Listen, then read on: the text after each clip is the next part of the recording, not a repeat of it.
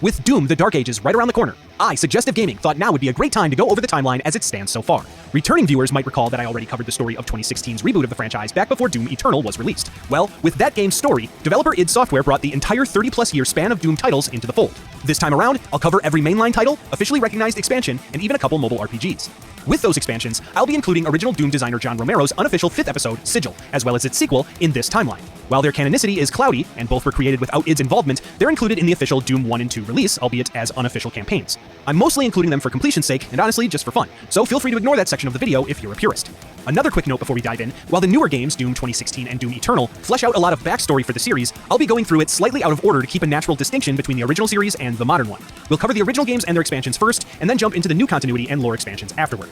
With all that said, there are a few things I won't be covering, namely the iOS game Doom Resurrection, which has essentially become lost media.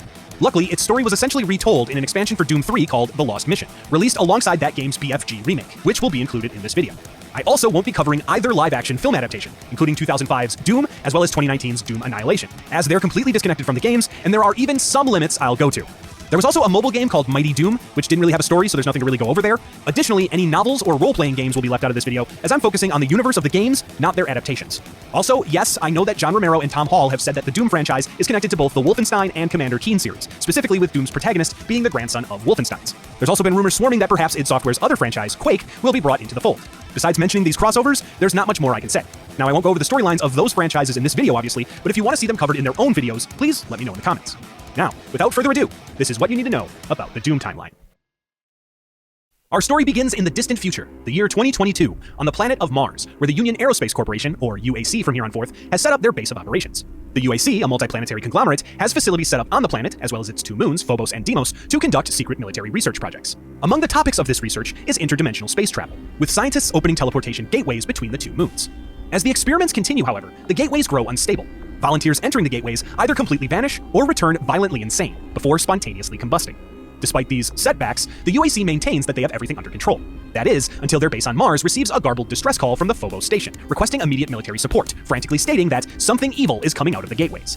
Shortly after this distress call, the Deimos moon completely disappears from orbit,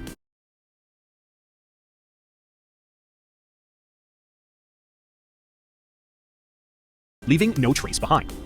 Among those sent to support Phobos is a Marine from Earth. This Marine, as it turns out, was transferred to Mars after assaulting his superior officer for ordering an attack on civilians. What a guy. While the Marine is sent in with a troop of fellow soldiers, as he secures the perimeter of the facility, his squad mates are slaughtered, leaving him the sole remaining survivor and the only line of defense against whatever horrors have been unleashed from the other side of the gateway. When the Marine enters the Phobos facility, he walks directly into a living nightmare. The gateways have opened a portal to Hell itself, and demons have flooded through into the base. Starting with only a pistol, the Marine is forced to fight his way through the invading forces of Hell, as well as the demonically possessed corpses of his fallen fellow soldiers. Building up his arsenal and slaughtering his opposition, the Marine is eventually able to reach the portal gateway on Phobos. There, he's confronted by 2 massive Barons of Hell, Minotaur-like heavies that hurl green fire. After defeating them, the gateway opens and the Marine enters the portal. Unfortunately, he's completely unprepared for what he finds on the other side, an ambush by the forces of Hell. Before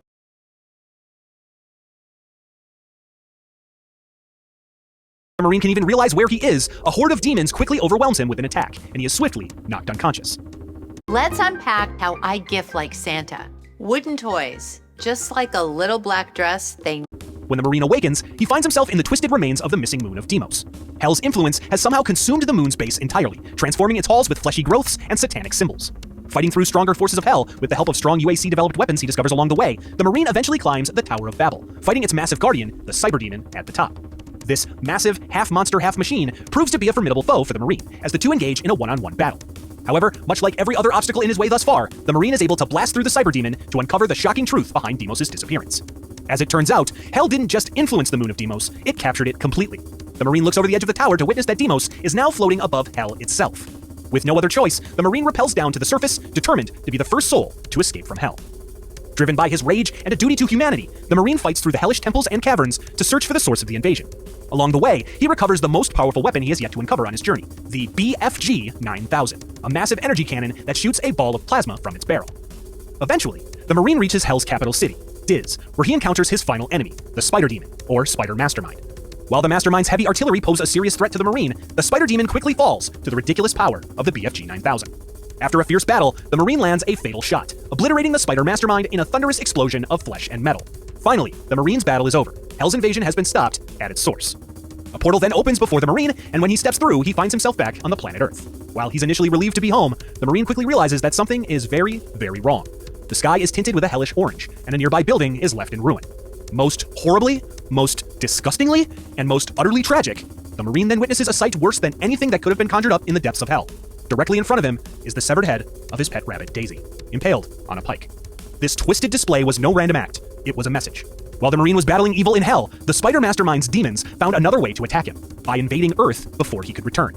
His beloved Daisy was only one of the countless innocent lives lost, quickly turning the Marine's grief into fury as he thrusts himself back into the battle, this time to protect his own home and avenge his fallen pet. Armed with whatever he can savage, the Marine tears through the ruined city streets, mowing down the hordes of invading demonic forces. While he puts up a valiant effort, all while carrying his beloved Daisy's head as a morbid reminder, Hell's forces have already overrun most of Earth's cities. Unfortunately for the Marine, he's left to face hell on Earth. At this point, the Marine realizes that he hasn't actually returned to Earth. While the invasion of Hell's forces is very much real, his futile attempts to thwart them were actually taking place in another location within Hell. The final teleporter the Marine entered was previously glitched by the demon Baphomet, using a hidden sigil imbued with eldritch power. This took the Marine to a Stygian pocket of evil. Realizing that he once again must find a way back to Earth, the Marine continues his rampage through Hell's most formidable offenses. Over countless battles, he slaughters the Guardians of Baphomet before confronting the Dark Lord himself in a final showdown. In a climactic battle, the Marine defeats all Baphomet throws at him, bringing the demon's hold on him to an end. With Baphomet's sigil power broken, the Marine learns that Baphomet was only doing the bidding of Satan himself. He steps through one last portal and returns to Earth, ready to finally become its savior. That is, until he is dragged back to Hell once again, this time by Satan, in the Dark Lord of Hell's final ditch effort to stop the Marine from reaching Earth. Casting the Marine into the darker depths of Hell, Satan throws everything he has left at the Marine. Reassembling his arsenal to blast his way through his final obstacle, the Marine exposes the Dark Lord's error in thinking he could be stopped. With all of Hell's forces out of his way, the Marine is finally able to return to Earth, where Satan's final plan awaits, the full-scale demonic invasion of his home planet, hoping the Marine will be wiped out amidst the chaos. When the Marine finally steps foot back on his home planet, he discovers that most of Earth's major cities have already been overrun by the forces of Hell. To save what's left of the human race, the remaining world leaders decide to build massive ships to carry as many survivors as possible away from the ruined world. This plan is foiled before it can begin, however, as Earth's only spaceport is soon overtaken by demons. Somehow, they've erected a massive wall of flames preventing any ships from going in or out of the spaceport. The Marine, along with a few of his remaining fellow soldiers, are sent in to disable the barrier and give the human race a fighting chance for survival. Much like his first mission, the Marine's comrades are quickly slaughtered, leaving him the sole hope to free the spaceport. With his signature brains and brawn, the Marine works his way through the spaceport, lowering the demonic influence enough to allow the survivors to escape in their spacecraft. Left alone as the sole human on Earth, the Marine prepares to accept his grim, lonesome fate. However, he soon receives a transmission from the survivors in space, who have tracked the source of the demonic invasion to a nearby city. Armed with the vengeance for his lost homeworld, the Marine fights through the city, now left twisted with hellish influence. Eventually, he finds another portal, returning to Hell, the dimension he had so recently fought tirelessly to escape. This time, however, he's there on his own terms. The Marine ventures into the depths, eventually discovering the source of the Earth invasion, an enormous, grotesque demon known as the Icon of Sin. Unlike his previous foes, the Icon of Sin isn't just a monster, it's fused into the architecture of Hell itself. A colossal demonic face set into a flesh and metal wall, the Icon commands the invasion through dark psychic power. From a gaping exposed brain on its forehead, it spawns endless waves of demons, vomiting them through dimensional cracks onto Earth. As his final battle with the Icon of Sin begins, the creature roars out in a demonic voice, and the hole in its head exposing its brain appears to be hiding something that's about to make you his bitch. Setting aim with his rocket launcher, the Marine fires at the Icon of Sin's brain over and over, fighting off continuously spawning reinforcements. Eventually, the Marine is able to destroy the Icon of Sin and the dimensional gateway along with it. With Hell's connection to Earth finally severed, the invasion comes to an end, leaving the remaining demons on Earth cut off from reinforcements. Though exhausted, the Marine knows that his work is far from done. Now, he's got pockets of demons to clean up, and an entire planet to rebuild. The Marine's cleanup operation begins at a UAC base on Earth. Fighting through the base and out into the surrounding mountains, the Marine uses his signature rage to eventually reach a river of blood and lava. In the Tomb of Malevolence, the Marine slaughters a horde of strong demonic forces, including a cyber demon, finishing his first mission in clearing out the planet from Hell's army. Get a large stuffed crunch crust only at Little Caesars. It's a stuffed crust topped with crunchy breadcrumbs, and at $9.49, it's the lowest price in stuffed crust. Hey, George Kittle. As the Marine wipes out the major demonic forces, Earth begins to rebuild, and the UAC, now refounded due to its old stockholders being, well, dead, turns its attention to scattered experiments and containment facilities still left untouched. These hidden bunkers, black sites, and test chambers, each with their own twisted secrets, have since fallen under Hell's corruption. To prevent another invasion, the Marine is sent out alone once again, tasked with clearing these locations one by one. Each facility presents its own unique horrors and twisted challenges, proving to be the most difficult missions the Marine has faced yet. As the Marine mows down Hell's remnants, it becomes clear. The war may be over, but the demon's overwhelming resistance is far from done. Despite the disaster on Earth, the UAC refuses to learn its lesson, establishing a new teleportation research operation on one of Jupiter's moons. With promises of tighter security and military protection, the UAC claims that this time, things will be different. Unfortunately, the demons have learned their own lessons. As scientists begin their new teleportation experiments, with Marines swiftly killing any demons that slip through the gateways, a massive, demonic ship suddenly descends from the stars. It opens fire on the facility, annihilating everything in its path and flooding the outpost with hellspawn. The station troops attempt to mount a defense, but are quickly overwhelmed and slaughtered. Well, all except for one. Once again the last line of defense, the Marine fights through the overrun moon base, carving a path of destruction while tracking the source of the new invasion. Eventually, the Marine pushes into the heart of the invasion, the central gateway chamber where the UAC had been running its teleportation experiments. Here, he discovers the creature responsible for the massacre at the base, a horrifying, icon of sin-like demon known as the Demon Spitter. In a grueling battle, the Marine eventually destroys the Demon Spitter, closing the portal. While the skies turn from a hellish orange back to blue, the Marine hears a rumble in the distance. A blue light then begins to glow within the skull of the Demon Spitter, hinting that perhaps in hell, no one's ever really gone. Still hoping to prevent any other potential demonic invasion, the UAC develops the Quantum Accelerator, a device designed to shut down Hell's portals before they can fully form. While the initial testing of these devices goes well, successfully closing portal gateways while they were opening, this work soon draws the attention of the demonic forces on the other side of the portals. Suddenly, a gateway opens in the heart of the facility itself, and a mass of demons begin to pour out. Luckily, the scientists are able to use the Quantum Accelerator to quickly close this portal, and the Marines stationed on base are able to quickly stop the attack. Finally, the UAC has developed a solution to the problem they initially created. Or that would be the case if the attack from Hell wasn't simply a recon mission. The next day, 7 gateways to Hell open simultaneously, and over the next hour, a war rages on the base. While the Marines are able to fight off Hell's forces long enough for the UAC to use the quantum accelerators to close 6 of the gates, they are ultimately completely overwhelmed. No survivors are left on the UAC base, and one gateway remains open, guarded by another icon of sin like demon called the Gatekeeper. The government quickly orders all Marine forces to the base, and coincidentally, the one who happens to be closest is the very same who single-handedly stopped every demonic invasion thus far. Arriving first, the Marine enters the complex alone, hoping to stop the Gatekeeper's legion before their numbers grow too strong for himself or any amount of Earth's reinforcements. Fighting through the twisted remains of the jungle base, the Marine faces some old friends, including the Cyber Demon once again. Once face to massive face with the Gatekeeper, the Marine engages in another brain-blasting final battle. Once defeated, the Gatekeeper's tattered corpse falls, and all of the remaining demons vanish as the 7th and final gate snaps shut. Finally, the Plutonia invasion is over. Standing triumphant once again, the Marine awaits his fellow soldiers, facing an Earth that's finally free of demonic invasion. Or at least it is, until the UAC, in all of their hubris, decides to conduct another hellish experiment. Learning of a remote region of Hell that's said to be overflowing in natural, or rather unnatural, resources, while also being almost entirely devoid of demonic presence, the UAC immediately set up a base to create a portal to this new Eden. However, it quickly becomes apparent that the evils within this area of Hell aren't gone. They're just dormant.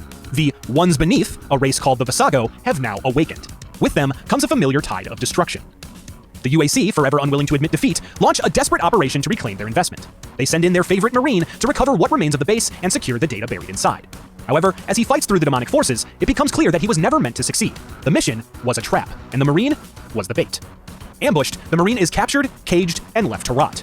Clawing his way back, fighting tooth, nail, and chainsaw, he eventually uncovers the truth. The UAC wasn't just mining for resources. They were also hiding their own developments in Hell's new Eden, including experiments with some strange moral implications. Luckily, the Marine is able to find some nuclear warheads kept by the UAC within New Eden. He scrambles to prime the nuclear weapons before escaping through the portal back to the base on Earth. Detonating the nukes from the other side, he blasts New Eden into a molten sea of glass, closing the portal gateway in the explosion's wake. When the dust settles and the air clears, one truth remains. The Marine's legacy can wait. He ain't finished yet. We all have a name. It will be called. It will be tested. And it will live on. By the people it inspires. It's only in order. It's only shared across businesses of all sizes, securely and seamlessly. With the Spectrum Fiber Broadband Network, it's only everything. Get your business free fiber-powered internet forever. In the years that follow, Earth continues to rebuild, and as the years pass, the horrors of Hell's invasion fade into scarred memories. The UAC somehow continues to exist, although their focus shifts to ensuring the demonic threat can never return. Part of this effort includes quarantining the research facilities on Mars and its moons, and for years, they remain abandoned and forgotten. That is, until a faint signal is picked up from the UAC facility on Mars. UAC scientists determine that the source of the signal is the sole remaining demonic entity there. Unfortunately, it appears that this entity has the ability to resurrect its fellow demons, immediately reigniting the fear and panic of another full-scale invasion. Knowing that they have no other options, Earth's military return to their tried-and-true method of dealing with demonic threats, calling upon the sole Marine who has fought them and lived to tell the tale. Stepping back into the long-abandoned facility where the signal originated, the Marine finds humanity's worst fear come true. The halls are once again crawling with the revived forces of hell. The Marine is then forced to fight once again, retracing his steps from long ago, while finding new terrors lurking. As the Marine delves deeper, he uncovers the mastermind of the demon's resurrection, a creature known as the Mother of all Demons, often simply called the Mother Demon. The Mother Demon's influence has revived even some of Hell's strongest, and the Marine is brought face to face with cyber demons yet again. Throughout his campaign, the Marine collects 3 mystical artifacts called the Demon Keys, relics that hold the power to disrupt the Mother Demon's plans and stop the invasion at its core. Through a gauntlet of brutal trials, the Marine is taken back through Hell itself. There, he is able to disable various demon teleporters using the Demon Keys, clearing the battlefield for his final confrontation with the Mother of all Demons. When the Mother Demon finally reveals herself, the Marine is forced to fight her head-on. Using all of the weapons he's found on his latest journey, including the Unmaker laser, the Marine unleashes his own hell on the Mother Demon, finally killing her. While another invasion from Hell is stopped and the threat is over, the Marine knows that this safety is fleeting. The cycle will repeat itself soon enough. Deciding to sacrifice himself, the Marine stays in Hell, closing the portals from inside. Vowing that no demon will ever rise again, the Marine takes up his arms and prepares his eternal assault. Unfortunately, the forces of Hell eventually use the Marine's loyalty against him. While he rampages through the abyss for years, executing his grim mission to tear up Hell itself, another threat stirs in the shadows. As it turns out, the Mother Demon wasn't the only being of her kind. In fact, she had a sister, known as the Resurrector, and she's out for vengeance. Intent on hurting what the Marine cares about in exchange for what he did to her sister, the Resurrector springs a trap, dragging the Marine out of Hell into the planet Sedna. Hoping to kill the thorn in Hell's side once and for all, the Resurrector transports the Marine to a UAC base, sending a torrent of demonic forces to attack him once more. The Marine, of course, literally refuses to die. He quickly resumes the familiar routine of ripping and tearing through the demons infesting the UAC facility. While he's only just returned home, the Marine quickly searches for a way back to Hell to stop yet another invasion and continue his mission. He soon finds this in the form of a portal within the base, which he enters to find himself within a new layer of Hell. Fighting through the Resurrector's domain, the Marine collects 3 more Demon Keys, this time using them to unlock his final path to the realm's matriarch. Upon meeting the Resurrector, a familiar battle quickly ensues. Much like her sister, the Mother Demon, the Resurrector falls at the hands of the Marine, bringing an end to her quest for vengeance, as well as the latest demonic invasion.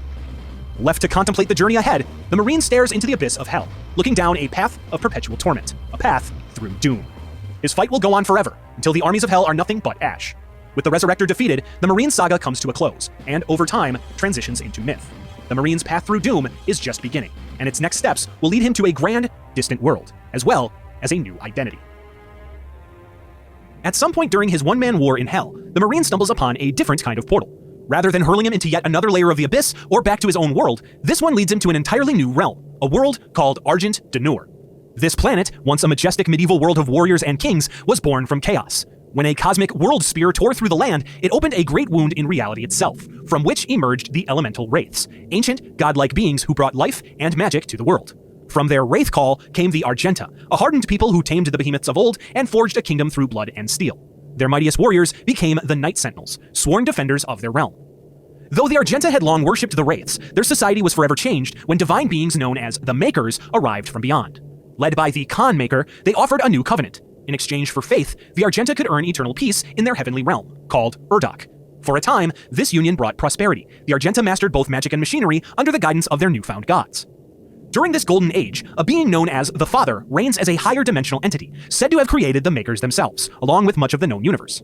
However, when the Father goes to war with the Dark Lord of Hell, both of their physical forms are destroyed. Their life essences are removed and sealed away in special life spheres. The Father's sphere is entrusted to a loyal Maker named Samur, who houses it in a sacred temple in Urdok known as the Luminarium. Despite their leader's death, demons begin invading Argent Denur, threatening to overrun the population. At the heart of the defense stands the Order of the Night Sentinels, and while they're initially resistant to outsiders, the Sentinels quickly take notice of a stranger who enters their world through one of the Hell portals and proceeds to carve a trail of demon corpses behind him. The Marine, who stumbles into this realm through that portal, wastes no time proving his worth. Despite being a foreigner to their world, the Sentinels recognize his unwavering hatred for Hell's forces, and more importantly, his unparalleled ability to destroy them. After throwing him into a coliseum to prove his potential, the Sentinels offer him a place among their ranks. And while the Marine refuses their ceremonies and sacred rites, he accepts their cause, fighting alongside them as a weapon of war. Though many among the Sentinels scoff at the outsider, their skepticism withers in the face of his relentless power.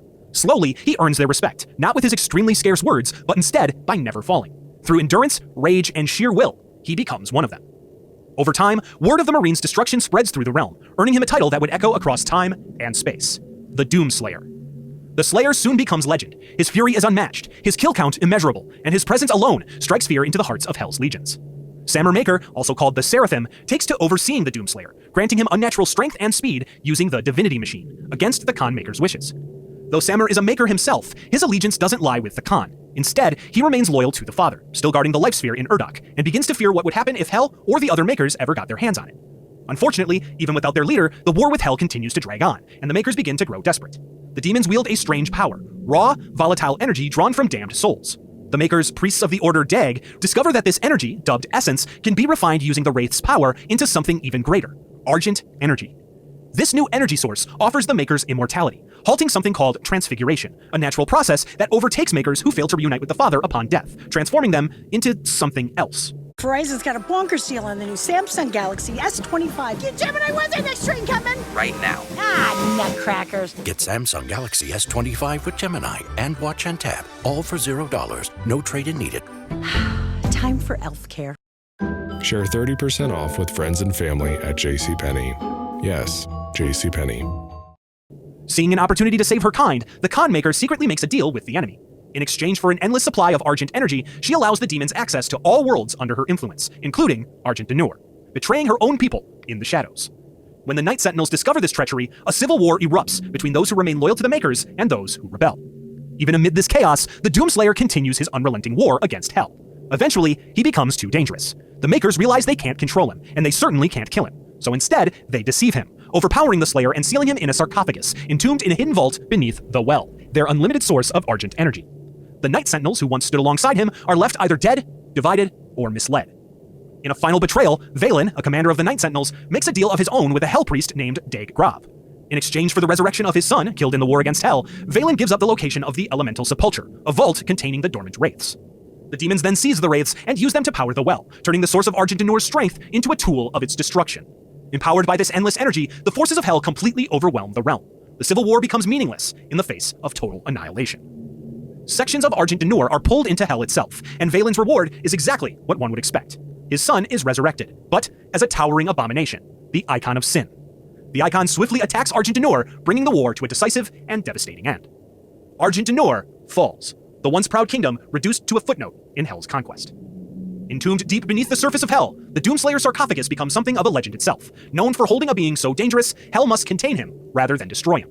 For ages, its prisoner lies dormant, hidden within the Well, as the war-torn fragments of Argent Danur fade into myth. During these events, Samur finally goes fully against the will of the Khan. He steals the essence of the father and smuggles it out of Urdok to keep it safe, following instructions the father had given him long ago. Now branded a traitor to his kind, Samur is forced into hiding. To mask his identity, he constructs a new form for himself, transferring his consciousness into a human body and assuming a new name, Dr. Samuel Hayden. In this new form, Hayden makes his way to Earth and quickly rises through the ranks of science and industry, eventually becoming the chairman of the Union Aerospace Corporation. While the public sees him as a brilliant but cold-minded futurist, they could never imagine that beneath the human shell lies an otherworldly exile with knowledge of realms far beyond human comprehension. Under Hayden's guidance, and perhaps because of his influence, the UAC accidentally tears open a portal to Hell on Mars, discovering Argent Energy and constructing a tower to harness its power. However, during this work, Hayden's human body is exposed to the energy and develops stage 4 brain cancer. With only months to live, the Seraphim transfers his consciousness once again, this time into a mechanical body, granting him practical immortality and allowing him to continue his work into Hell itself. As the demonic threat draws closer to Earth, Hayden begins preparing defenses in secret. One of his greatest creations is Vega, a highly advanced AI built to contain a Hell invasion. What no one knows is that Vega isn't just an artificial intelligence, it's a fragment of the Father's essence, reformatted and repurposed by Hayden to serve as Earth's last line of defense. Still, Hayden knows that no machine, not even one built by gods, can match what he saw firsthand. He knows there's only one weapon that has ever turned the tide. So, when UAC researchers uncover a sarcophagus in the depths of Hell, one radiating immense, unreadable energy, Hayden doesn't hesitate. He leads a manned mission to Hell and retrieves the sarcophagus, bringing it to Mars to prepare for what's to come. Locked inside his stone prison, the Doomslayer waits. When Hell inevitably breaks loose once again, the UAC gives him exactly what he needs: an opening. While the UAC scientists study the sarcophagus, one of Hayden's top researchers, Dr. Olivia Pierce, becomes seduced by the very powers the UAC are seeking to exploit. She makes contact with Hell's entities, forming a secret cult within the facility. Under Hell's influence, Olivia orchestrates a betrayal of her own, sabotaging the Argent filters on Mars, initiating a massive Hell wave from the Lazarus labs, instantly transforming several UAC staff into possessed, hellish zombies. With the Argent portal active, Olivia opens the gates, allowing Hell's armies to flood into the Mars base. As the facility goes dark, Samuel Hayden decides to use his last resort, the Doomslayer. Deep within the bowels of the base, the ancient sarcophagus finally reopens, and the Doomslayer awakens from his ages-long slumber. After breaking free from his chains, the Slayer finds his Praetor suit, which the UAC had separated and was studying nearby, before donning it and immediately getting back to work. Fighting through the possessed remains of the UAC scientists, the Doomslayer is informed of the ongoing invasion from a transmission by Samuel Hayden. Unaware of his true identity as the Seraphim, the Slayer initially has no interest in speaking to Hayden. Acting solely out of instinct, he rips and tears through the demonic infestation of the base, collecting weapons as he goes and learning from recordings of Dr. Olivia Pierce's actions. Through further transmissions, Dr. Hayden informs the Slayer that Olivia Pierce plans to rip open a permanent portal to Hell using the Argent Tower, a massive conduit for Argent energy on the surface of Mars. If she succeeds, an unending demon invasion will consume Mars and then bring Hell to Earth. Assisted by the Vega AI, the Slayer fights his way to the Argent Tower, traversing chaotic mechanical rooms and crimson-soaked laboratories. Along the way, he finds cryptic ruins and Slayer testaments left behind in the UAC databases, records that Hayden's team had gathered from Hell which recount the legend of the Doomslayer. These fragmented tales tell of his past exploits among the Sentinels and how Hell both fears and despises him. At the Argent Tower, Hayden tasks the Doomslayer with carefully deactivating the machinery. Defiant as ever, the Slayer instead smashes its control panels, rendering the tower permanently useless. Unfortunately, these efforts fail to stop Olivia's plan, as she's able to use the energy stored in an Argent accumulator to successfully open a portal to Hell. In a flash, Olivia is swept away to Hell, and the Doomslayer follows her through the portal shortly after. Now back in Hell's realm, the Doomslayer fights through the evidence of his prior rampages, learning of his rediscovery by Samuel Hayden. The Slayer is able to find a portal to return to Mars, and once he's back, Hayden informs him that the only way to close the new portal, since the Argent Tower has been destroyed, is to take out its power source, the well. Hayden also informs the Slayer about another artifact from Hell that shares the same mark that the Doomslayer's sarcophagus did, one that was in Olivia Pierce's possession. With Vega's assistance, the Doomslayer reaches the Lazarus Labs, where Hayden finally requests to meet his warrior face to face. The Slayer reaches Hayden's office, but as he enters, the Doctor, without warning, installs a prototype interdimensional tether into his suit, allowing Hayden to pull the Doomslayer back from Hell should he ever wind up stuck there again. Hayden then informs the Slayer about the artifact he alluded to earlier, the Helix Stone, a large inscribed stone the UAC extracted from Hell, which has led to all of their work and understanding of the realm. Hayden tasks the Doomslayer with retrieving the Helix from Olivia's private office in the Lazarus Labs, hoping it will also show how to shut down the well. On his way, the Doomslayer uncovers a prototype of a familiar UAC weapon, the BFG 9000, which he gladly adds to his arsenal. Reaching the facility where Olivia activated the Hellwave, the Doomslayer finds and enters her private archives. After learning more about her research into his own past, the Slayer disables the security surrounding the Helix Stone and approaches it. Upon activating the Helix Stone, the Doomslayer is overwhelmed by a vision of another demonic artifact, the Crucible. Surmising that this must be what Olivia was searching for, and that it's the key to shutting down the well, Hayden has Vega track the Crucible's location, which turns out to be in Hell, specifically the Titan's realm. Knowing that they'll need another Argent accumulator to open a new portal, Hayden sends the Slayer to a specimen that's currently holding one, codenamed CD-587. This specimen, as it turns out, is more colloquially known as the Cyber Demon, the result of the Lazarus Project. The Cyber Demon is a fusion of a demon extracted from Hell with the Argent accumulator, creating an invulnerable, unstoppable beast, so long as the accumulator is providing power. The Doomslayer finds the Cyber Demon, and a fierce battle quickly ensues. The Slayer weakens the beast enough to get close enough to rip out the Argent accumulator embedded in its body. When he does so, the destabilization of the Argent core causes a rift to open and send the Doomslayer and the Cyber Demon back to Hell. Here, the Doomslayer finishes the fight, ultimately killing his massive foe for good by impaling his head with its own horn. Fighting through the Titan's realm, the Doomslayer eventually reaches the Necropolis, a large area of Hell housing the now sleeping, towering Icon of Sin.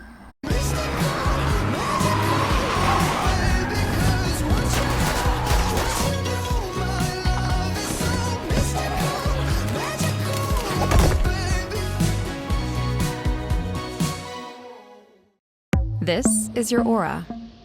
Everything you're capable of without limits. He's soon teleported to an area where he's met with the Crucible's final line of defense, the massive Hell Guards. After defeating them, the Doomslayer is finally able to retrieve the Crucible from its hellish pedestal. As he holds it, the spirits of 5 Night Sentinels appear before him, liberated from their captivity when the Crucible was released from its own. At this moment, Samuel Hayden activates the interdimensional tether, pulling the Doomslayer out of Hell and back to Mars. Now holding the means to contain the power of the well, the Doomslayer only needs to get to it. Luckily, Hayden has another plan to obtain the energy required to send the Slayer to the Hell portal source. This plan, as it turns out, is to use the Argent power stored in the facility running Vega's central processing unit. The Doomslayer fights through the facility to finally disable Vega, but not before creating a backup of the AI for himself. Vega's destruction creates a vacuum of energy that pulls the Doomslayer back to Hell, and thanks to Samuel Hayden, he is taken to the well's location, the remains of the realm of Argent Denur. Battling Hell's defenses through the memories of the Night Sentinel's fall, the Slayer uses the Crucible to free the souls of 3 captured wraiths powering the well. With Hell's portal to Mars closed once again, the Slayer attempts to return to Mars alone. On his way, however, he comes across the surviving Dr. Olivia Pierce. Pierce simply mutters that they promised her so much, before being overwhelmed by demonic energy. The Doctor is then absorbed into a pool of blood, emerging as the massive, demonic Spider Mastermind. After a grueling battle with the Mastermind, the Doomslayer is able to fire a final, point-blank shot from the BFG 9000, finishing the creature and killing whatever remains of Dr. Olivia Pierce. The Doomslayer isn't able to celebrate his victory, however, as he's quickly pulled back to Mars by Hayden's tether once again. Hayden incapacitates the Slayer, and while he congratulates him for successfully stopping the invasion and closing the portal, Hayden states that he can't allow the Slayer to stop the UAC's work with Argent energy. He then takes the Crucible from the Doom Slayer, stating that he needs to use it to further his research into Argent energy for an increasingly desperate Earth. Knowing that the Doom Slayer will only get in his way, but realizing that he can't kill the unstoppable force, he decides to transport the Slayer to an unknown location, but admitting that one day, they'll meet again. As the Doom Slayer is tethered away, Samuel Hayden reveals the Crucible's true form, a massive, rune-covered energy blade. At some point, either during or after the Doom Slayer's trek through the UAC facility on Mars, another hero is awoken. Dr. Abraham Peters, one of the few UAC scientists to not be affected by Olivia Pierce's Hellwave, was nevertheless killed by the demons infesting the base. However, due to a pre-planned contingency, his consciousness is immediately transferred to a cybernetic combat chassis, placing him into a mechanical body much like Samuel Hayden's. As the last living human on the base, Peters takes it upon himself to contain the invasion within the facility, destroying it if necessary to prevent it from falling into Hell's control. Peters initiates sequences to purge the base's reactors and flush any remaining Argent energy that could be used by Hell. He battles through familiar locations like the Lazarus Labs and even a brief detour into Hell's Titan realm to upload a computer virus that will collapse the portal network. In the end, Dr. Peters succeeds in triggering a base-wide meltdown of the Argent reactor. In his final act, he closes the primary Hell portal, preventing any further demons from coming through. Unfortunately, Dr. Peters' cybernetic frame is damaged in the process, and as he finishes the mission, his consciousness flickers. Dr. Hayden, monitoring remotely, acknowledges Peters' success, but then shuts down his chassis, effectively killing him now that the job is done. With this final move, Hayden finishes the cleanup on Mars, and starts to prepare for Hell's next attack. As it turns out, Hayden isn't given much time to plan. Not too long after the incidents on Mars, Hell launches their full-scale invasion of Earth. In the absence of the Doom Slayer, as well as the power vacuum left in UAC leadership, Hell's demons are given the perfect opening. Flooding through portals opened by those in the UAC who were still loyal to Olivia and Hell, demons quickly overwhelm the forces of Earth. Before long, 60% of Earth's population is eradicated by the demons. Amidst the chaos, Samuel Hayden and those still loyal to him depart from the UAC, leaving the remnants of the corporation to be overtaken by the cultists and their Hell Priests. These three Hell Priests include Dag Grav, the same priest who resurrected Valen's son as the Icon of Sin, along with two others named Dag Ronak and Dag Nylox. Leading groups of cultist armies, the Hell Priests guide the invasion of Earth under the auspices of the Khan Maker, who seeks to harvest Earth's souls to produce more Argent energy to power her realm of Urdok. Samuel Hayden and his remaining loyalists from the UAC, meanwhile, join with the leaders of the surviving nations of Earth, forming the Armored Response Coalition, or ARC. The ARC put up humanity's final resistance, attempting to evacuate civilians while fighting back where possible. Without the Doomslayer, however, their efforts only slow the inevitable. During the ongoing war, Samuel Hayden falls in battle. The remains of his robotic torso are retrieved by the ARC, but their scientists are unable to figure out the technology powering his main cortex. As such, Samuel Hayden effectively dies, and his body is taken, along with the Crucible, to the ARC complex on Earth. Just Red Bull gives you wings. We can keep our enamel for a lifetime if a patient takes the proper preventive measures. I choose new clinical enamel strength because there's clinical evidence to support that it does strengthen the enamel. Pronamel clinical enamel strength does a really good job of adding that extra protection to the enamel.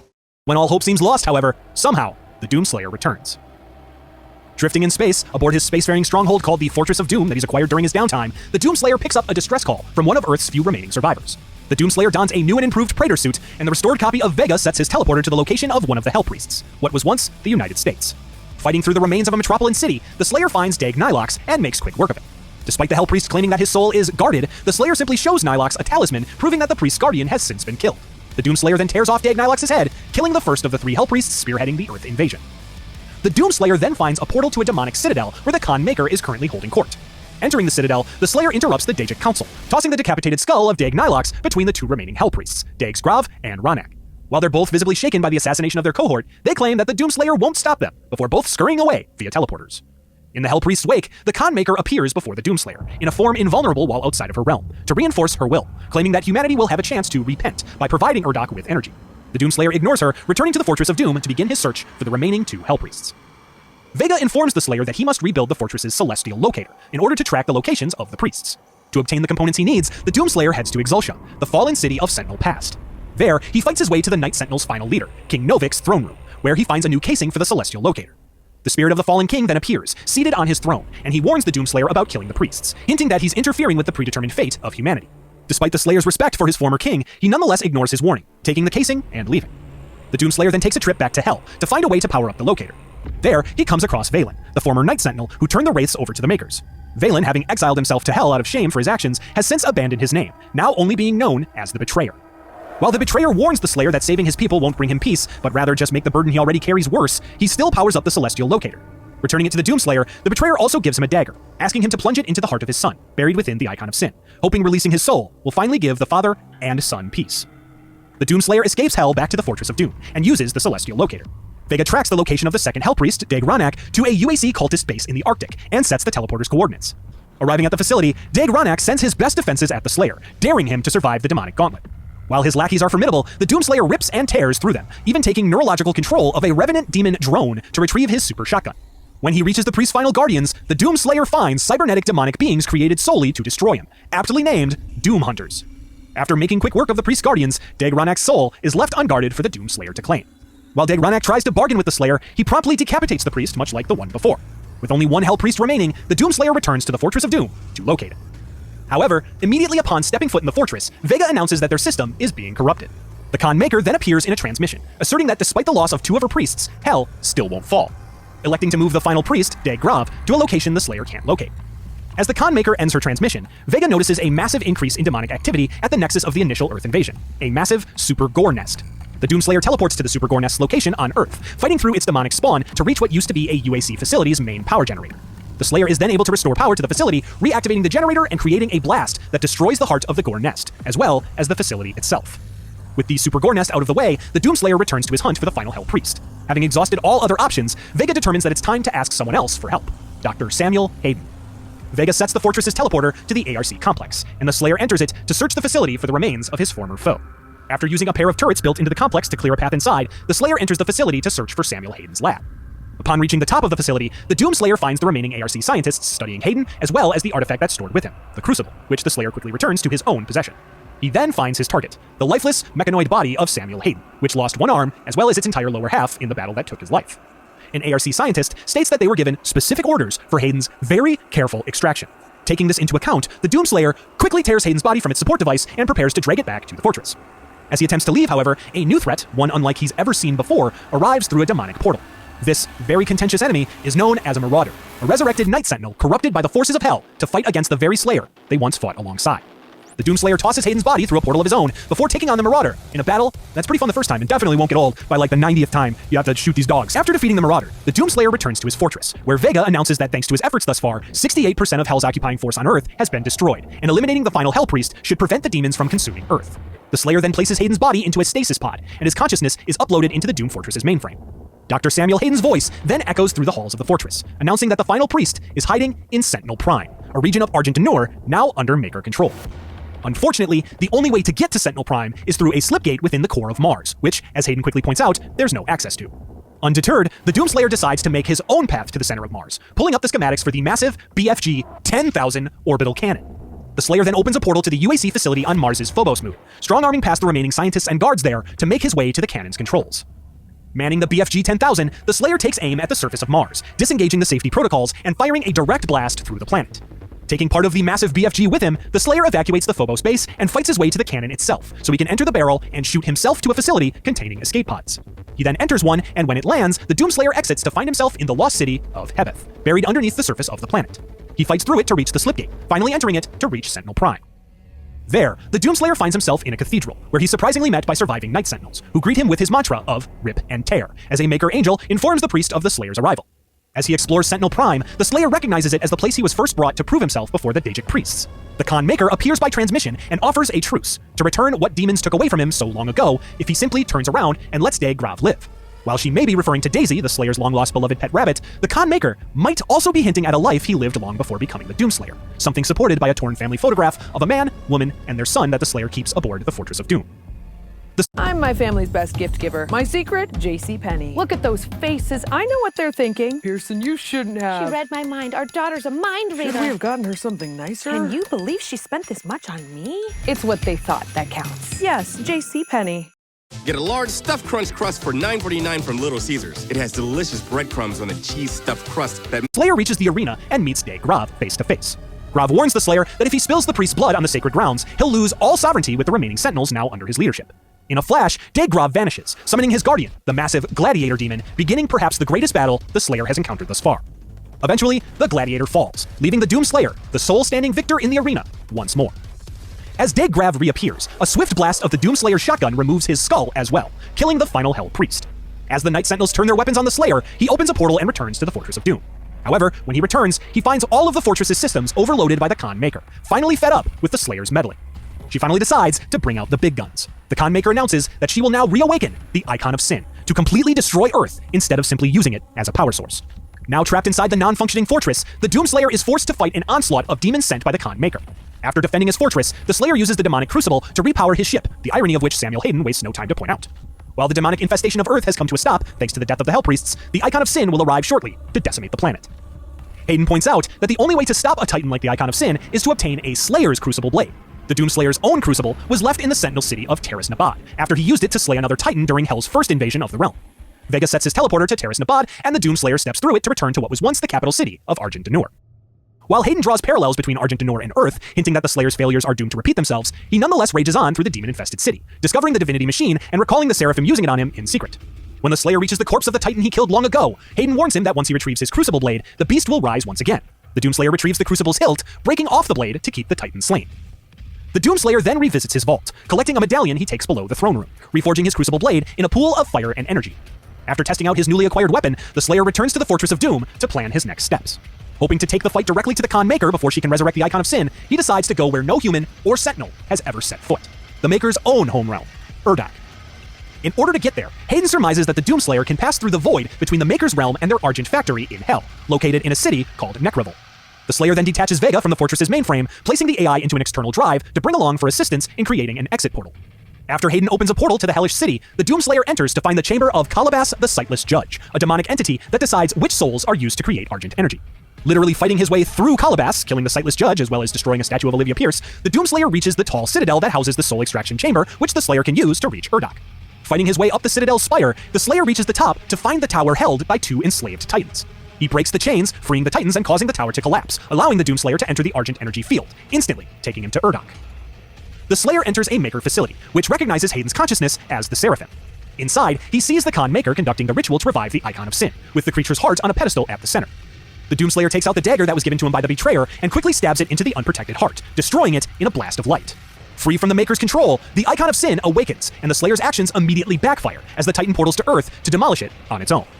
As the Doomslayer uses Vega to reconfigure a portal of his own back to Earth, the AI realizes its origin as the Father. The Slayer continues to work on getting the portal working, noticing demons swarming into Urdak. Hayden explains that by awakening the Icon of Sin inside the realm, the seal between it and Hell has been broken, effectively dooming the Maker's world. The Doomslayer gets the portal to Earth operational, but he's got one obstacle in his way out of Urdak, the Khan Maker. Making her final stand, the Khan sprouts wings and takes flight, engaging in an aerial battle.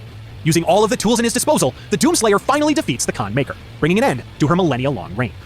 In her final words, the Khan Maker warns that the Slayer has broken the holy seal of Urdak, and that his transgressions will jeopardize all of creation. As the Khan Maker dies, the life sphere containing the essence of her being raises up into the sky, before exploding, leaving a mysterious voice to scream out in despair from an unknown location. The Doomslayer then enters the portal to Earth and returns to his home, currently under siege by the Icon of Sin and the forces of Hell. As humanity's last hope once again, the Doomslayer is left to fight the Icon of Sin and hopefully slay another Titan. After an excruciating battle, where the Slayer methodically targets the Icon of Sin's body parts, he wields his Crucible Blade, lunging at the Titan and planting it into its skull. Breaking the blade off at the hilt, the Slayer jumps off of the Icon of Sin as it falls dead. With another invasion of Earth thwarted, the Doomslayer stands tall, as the words of King Novik echo through his mind, reminding him that his fight is eternal. These words prove true very soon, as a new threat rises. The demons that remain in Urdak threaten to use the higher dimension to increase the reach of their conquest exponentially, placing all of existence at risk.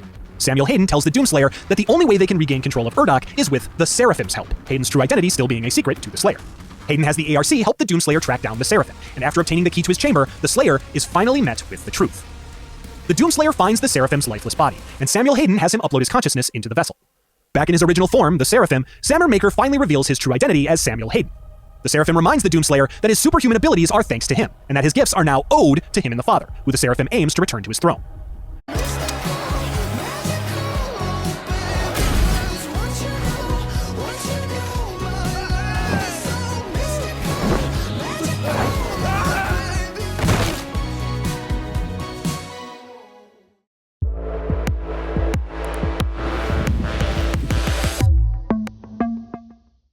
The Doomslayer returns with the Seraphim to the ARC's command center, where the former Samuel Hayden tells the Slayer that he must retrieve the Father's life sphere, currently located in the blood swamps within the bowels of Hell. While the Seraphim sends the Slayer to Hell to retrieve the Father's life sphere, the Slayer decides that as soon as he finds it, he'll destroy it instead. After proving himself in the trial of the Malagog, the massive, even for a Titan, eponymous demon takes the Doomslayer to the holding place of the Father's life sphere, Ingmor's Sanctum. The Seraphim meets him there, but when the Slayer picks up the sphere, he simply crushes it in his hands, sending a painful pulse through the Maker. At this point, the Seraphim's transfiguration process increases rapidly. The Doomslayer then turns his sight on another life sphere nearby, that of the Dark Lord of Hell himself. The Slayer determines that if he can face the Dark Lord in the flesh and kill him, he can finally end Hell's war at the root. He takes the Dark Lord's sphere back to the ARC base, where the scientists quickly evacuate upon seeing what the Slayer is carrying. One intern stays behind, eager to assist the Doomslayer, using the sphere to open a portal to Urdok, where he can use the Luminarium to conjure the Dark Lord into a physical form to finally defeat him. As the intern wishes luck to whom he calls Doom Guy, the Slayer walks through the portal to find a fully infested Urdok, thanks to the missing Con Maker and broken seal. Soon he's contacted by Vega, whom he left behind in the realm during his last visit. The AI has since realized that he is what remains of the Father, asking the Slayer for help in reviving his essence from the life sphere, not knowing that the very same man he's asking has already destroyed it. When the Doomslayer reaches the Luminarium, the Seraphim awaits him there. With the loss of the Con Maker and the Father's essence, the Seraphim succumbs to his transfiguration and mutates into a stronger form. While Samur Maker is able to pull energy directly from the forces of Hell and Urdok to shield himself, he's still no match for the Doomslayer, who ultimately takes him down. As the Slayer goes to deliver the killing blow, however, the Father, in the form of Vega, teleports his loyal servant away, claiming that now the Slayer's mission is his own. The Doomslayer then enters the Luminarium and, ignoring the Father's warnings, submits the Dark Lord's life sphere. The Dark Lord's physical form then begins to manifest, and as the Slayer watches, the Father explains that the Dark Lord isn't just a king, he's a relentless warrior of the Dark Realm. Essentially, he's his world's version of the Doomslayer. The Dark Lord then looks up with piercing red eyes, and staring back at the Doomslayer is a perfect reflection of himself.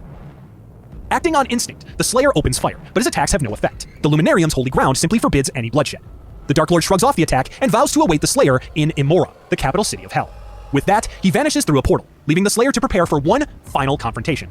According to prophecy, if the Doomslayer can defeat the Dark Lord, all of the demons outside of Hell will cease to exist, leaving his ultimate goal, finally, within reach. To follow the Dark Lord to Immora, the Slayer first needs a way in. The Father informs him of a forgotten portal device called the Gate of Divum, the only means of breaching Immora's defenses, but it requires a colossal power source to operate. For that, the Slayer travels to his old homeworld of Argent Denor, seeking an ancient crystal hidden within the legendary World Spear. As he battles through a ruined Sentinel village, the Doomslayer is guided by the lingering spirit of Commander Valen, the betrayer from his past. With Valen's aid, the Slayer claims a new weapon, the mighty Sentinel Hammer. He then finds and reignites the Torch of Kings, an ancient beacon calling all remaining Argenta warriors to rally behind him. Riding atop a dragon-like creature called a Wintherin, he soars through the skies to reach the base of the World Spear. After being allowed inside once the Father announces him as worthy, the Slayer realizes that the World Spear isn't a giant crystal like originally thought. It's a ship, and it's filled with dormant wraiths, hinting at their true origin. Inside, he secures a shard of the crystal powering the spear and then portals back to Earth, artifact in hand. As soon as he returns to Earth, the Slayer races to a hidden UAC facility in an abandoned city. There, he fights through the remaining demonic forces and uses the World Spear's crystal shard to power up the dormant Gate of Divum. Now restored to full power, the gate opens a portal straight to Immora's outskirts. The Doomslayer steps through to find war waiting for him on an epic scale. On one side, the Dark Lord, now piloting a large mecha suit, has assembled the full might of Hell's armies. On the other, answering the Torch's signal, the Sentinel forces arrive in force to back up the Slayer, including a redeemed Commander Valen. A ferocious battle erupts outside Immora's massive walls, and the two armies collide. Amid the chaos, the Slayer carves his way through the demonic horde, catching a glimpse of the Dark Lord escaping in an upside-down crucifix-shaped ship. With sheer determination and plenty of firepower, including catching a ride on a Sentinel hover ship, the Doomslayer breaches Immora's gates and pushes onward into the Dark Lord's inner sanctum. In the throne room, the Doomslayer confronts the Dark Lord at last, invoking an ancient ritual of one-on-one combat to decide the fate of all. The Father's voice reminds the Slayer that if the Dark Lord is destroyed here and now, every demon he has unleashed beyond Hell's borders will also perish.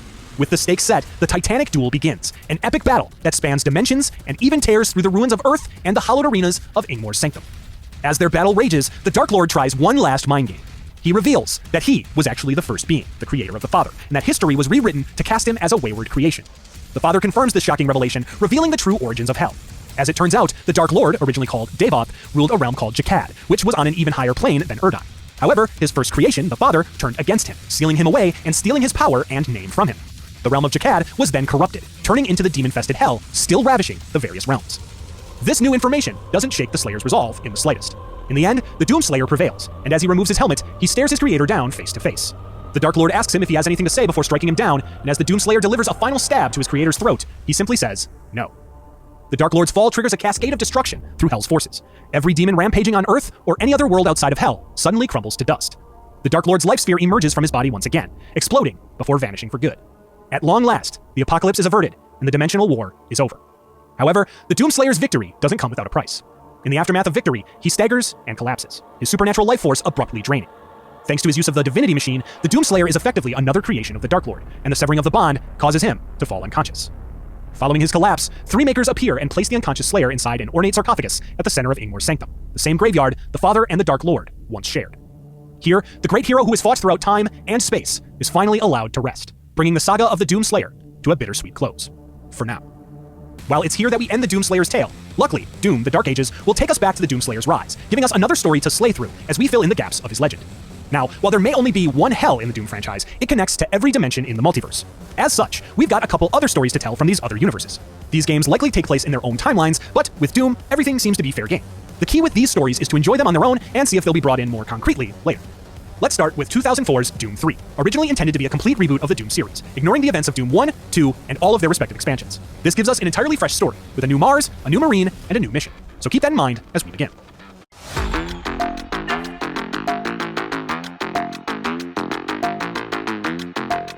It's the holidays, so get them what they really want.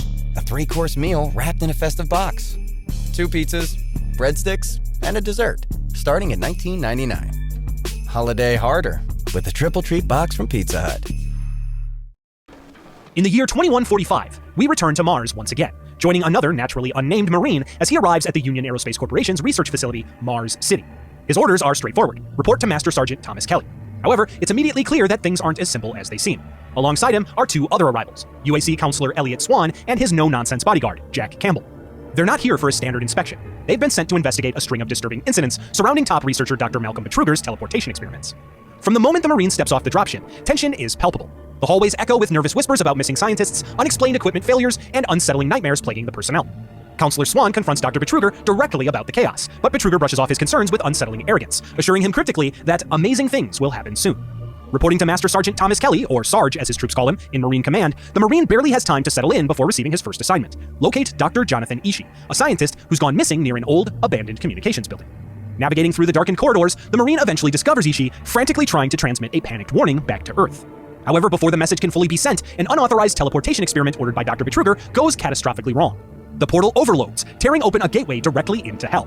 Waves of demonic energy instantly sweep through Mars City, killing many personnel and transforming countless others, including Dr. Ishii, into horrific, zombified abominations. Mars City is plunged into chaos, with the facility's hallways becoming twisted, blood-soaked nightmares. The Marine battles back toward Marine Command through possessed coworkers and fire-hurling imps crawling out of every possible dark corner the developers could find. Sergeant Kelly takes up command and radios frantic instructions, trying desperately to regroup survivors, but his efforts are futile. Counselor Swan and Jack Campbell urgently try to take control of the situation from Dr. Betruger, who directly denies their orders, forcing them to resort to Plan B. The Marine eventually learns that Bravo Team, another squad sent earlier to send a distress call to Earth, has been wiped out by a demon ambush at the Enpro plant before completing their mission. Well, not entirely wiped out, but we'll get to that soon. Determined to finish Bravo Team's work, the Marine makes his way through the devastated Alpha Labs, recovering Bravo Team's transmission card from one of the 2 surviving members along the way, although he is quickly slaughtered after handing it over. More on the other survivor later. The Marine then fights his way through increasingly stranger demonic abominations, as well as hellish visions of his own, as he makes his way to the communications array. When he arrives, however, he finds that Counselor Swan and Jack Campbell have deliberately sabotaged it, believing that sending a distress signal would only lure more humans into Hell's grasp.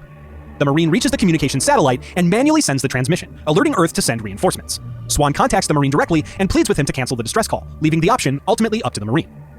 Forced deeper into the facility, the Marine is then contacted by Betruger, who reveals himself as the mastermind behind the ongoing events. He either thanks the Marine for sending the transmission, or sends it himself. Either way, the distress call summons more souls to Mars to fall to his demonic legion, as well as bringing ships that they can use to bring his hell to Earth. Now with a ticking clock, the Marine fights to find a way to stop Betruger's plan before the reinforcements arrive to fall into his trap.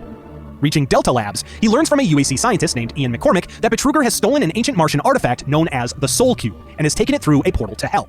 Only by retrieving the cube can the portal be closed, and the invasion be stopped. While working to get multiple teleporters working to continue through the facility, the Marine finds several specimens retrieved from the UAC's teleporter missions, various demons stored in stasis pods. When he reaches the portal where the invasion began, the Marine finds Betruger waiting for him.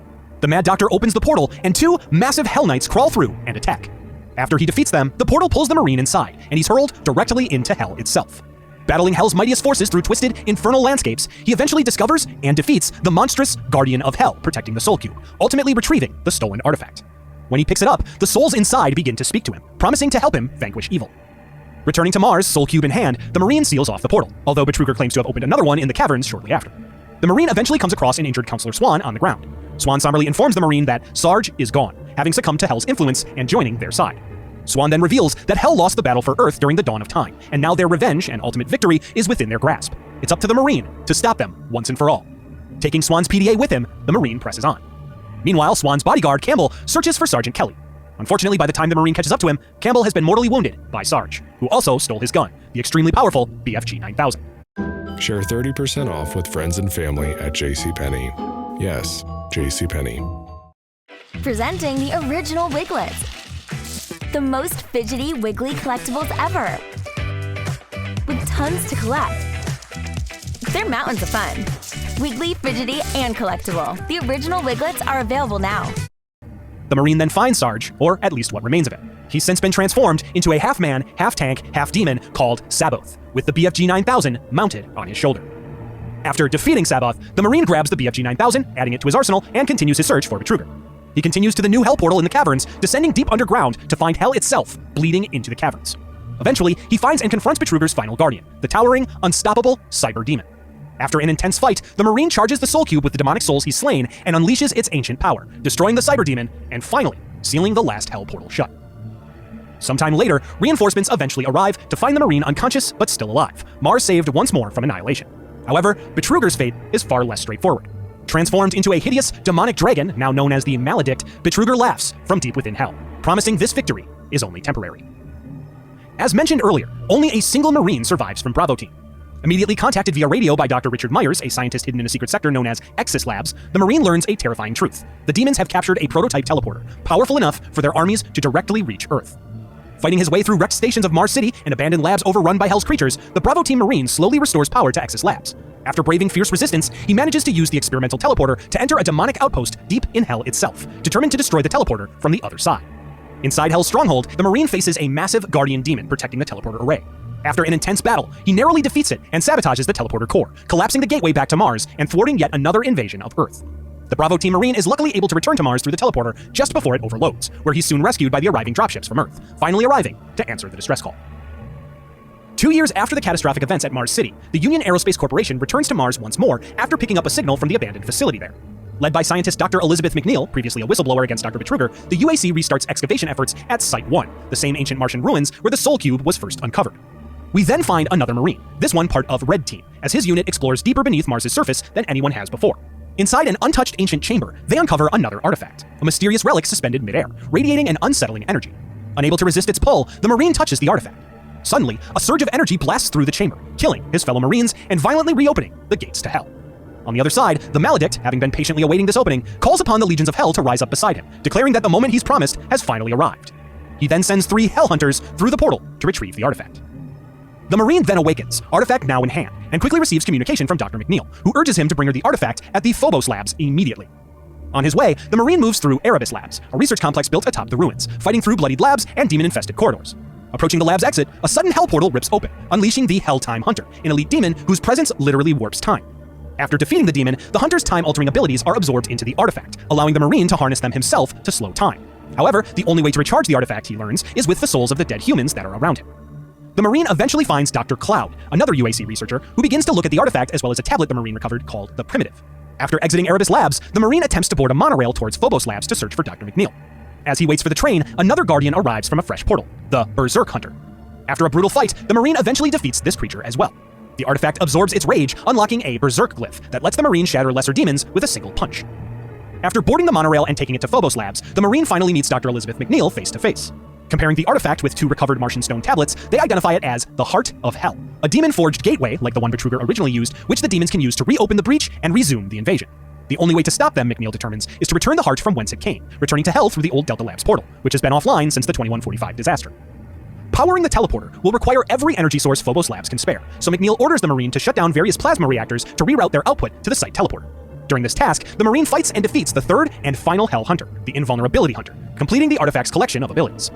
With all the reactors disabled, McNeil brings the old teleporter online. Using it, the Marine reaches Delta Labs, which has fused with Hell. The Marine navigates corridors phasing between reality and a hellish mirror image. Walls of flesh, flashes of skeletons, and various other reality shifts plague him on his journey. At the main gateway, he finally crosses into Hell, where he finds and confronts Dr. Betrugger's current form, the Winged Maledict. Switching between Helltime dodges, Berserk strikes, and brief invulnerability windows, the Marine utilizes the artifact as well as the arsenal he's built thus far to weaken the creature long enough to open a window to attack. The Marine then fires a final missile towards the Maledict, but the dragon dodges it and lands next to it. The Maledict then grabs the Marine with his jaw, slamming him to the ground. As Betrugger's head extrudes from the Maledict's mouth, he demands that the Marine return the artifact. The Marine complies, shoving it down Betrugger's throat. As he ingests the artifact, the reaction vaporizes both the heart and the Maledict, leaving only the good doctor's skull in the creature's wake. As the portal closes, the Marine blacks out. McNeil's voice then breaks the silence, stating, "Marine, welcome home." I'll give you this for a better deal on that. Bring in your AT&T or T-Mobile bill for a better deal. That bow gives you wings. Back on Mars, either in this timeline or another, the Union Aerospace Corporation finds itself in yet another crisis. The Mars outpost facility has gone dark, and a distress call brings a lone Marine, perhaps even the same one as the last, back to the Red Planet, answering the call to arms once again. From the moment he arrives, it's clear the situation is dire. Demons have already overrun the facility, sector by sector, and whatever happened here, it wasn't an accident. The Marine begins working his way through 7 sectors of the base, assisted remotely by various scientists, including the calm, friendly Dr. Gerard. However, something feels off. Gerard's orders grow increasingly suspect, and after a near-death encounter set up by another UAC employee named Mr. Nadira, the Marine narrowly escapes a trap. The deeper he goes, the more rumors surface, namely involving a disgraced researcher named Kronos, fired by the UAC for unauthorized teleportation experiments. As trust begins to unravel, so does Gerard's facade. In Sector 6, Nadira is suddenly betrayed and left to die by the very demons he helped summon. When the Marine reaches the entrance to the reactor sector, the truth finally comes out. Dr. Gerard was actually Kronos all along, having operated under an alias to secretly orchestrate the entire demonic invasion from within the base. Kronos then sheds his disguise and transforms into a towering demon. The two engage in battle, and the Marine ultimately defeats him. Afterwards, he rushes to destroy the power couplings on the facility's reactor, sealing the portal that Kronos had used to bring Hell to Mars.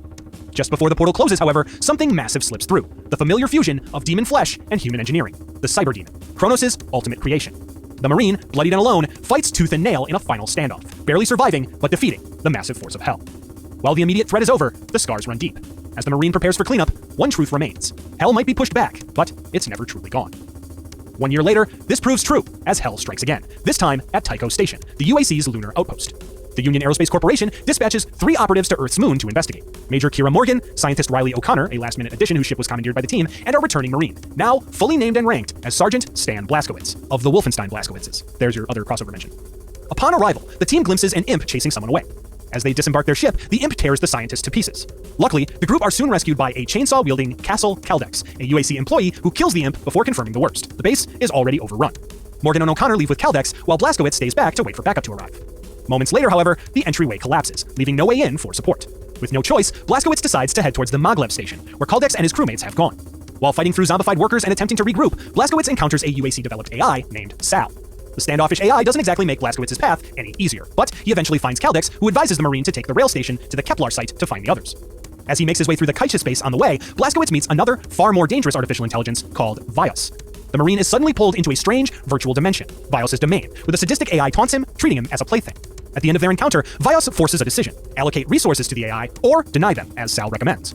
The consequences aren't immediately clear, but the choice affects the AI's strength later. After a quick battle, Blazkowicz exits the virtual realm just as quickly and mysteriously as he arrived. Blazkowicz continues to make his way through Kepler site, having another run-in with Caldex. Come on, that one was good. Eventually reuniting with Morgan. Unfortunately, they're separated by a fissure in the ground, so he's forced to find another way around to reach her. However, as another portal opens, Blazkowicz is forcefully pulled into Hell. There, he quickly battles the Pinkinator, a blobby beast that continuously spits out smaller, bull demons.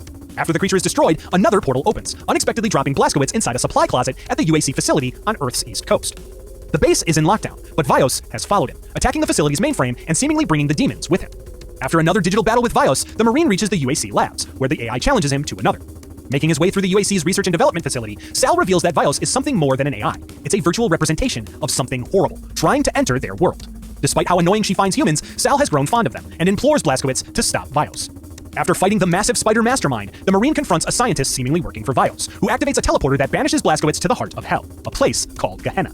There, Blazkowicz finds the ruins of a UAC dig site, once used to mine demonic knowledge. He pushes forward through the fiery landscapes and research areas, finding scientists desperately trying to survive and escape. The Marine then briefly reunites with one of his fellow crewmates, who frantically gives him the BFG 9000 before running off. The Marine then enters Abaddon, fighting through nightmarish demons before finding and defeating a rampaging cyber demon, finally reaching Vios' core. During the final showdown, the AI reveals its true nature. Vios stands for Virtual Icon of Sin, a digital resurrection of Hell's most feared weapon. Before Blazkowicz is the Icon of Sin's physical mainframe, and depending on his earlier choices to allocate or delete the resources, Vios' power varies, turning his potential prior mercy into a current punishment. After an intense battle back and forth through the virtual realm, Blazkowicz destroys Vios' systems, finally cutting off its demonic link to Earth. While the Marine wins the battle, the war between humanity and Hell's forces has yet to end. Blazkowicz knows more than anyone that it never will. With that, we come to the end of the Doom franchise, at least so far. From a group of guys splitting pizza during late-night coding sessions in a dark office to a universe-spanning saga of vengeance, gods, and demons, Doom has sure come a long way. What began as a simple battle against Hell's forces has evolved into a sprawling mythos of ancient prophecies, interdimensional wars, and the unrelenting fury of the Doom Slayer. Whether ripping and tearing through pixelated sprites or virtual reality, the soul of Doom remains unchanged. It's always fast, brutal, and utterly badass. Hey everybody, thanks for watching. Huge thanks to the subscribers and channel members on screen for supporting the channel, and big thanks to the Doom modding and source port community as well. Various games in this video were captured using community-made mods or ports, namely the Doom 3 source port, that's the only way I can pronounce it, buddy, thanks for all your hard work, and the Lost Mission backport from the Doom 3 BFG remaster. Links to those and others I used are in the description, so you can check them out for yourself.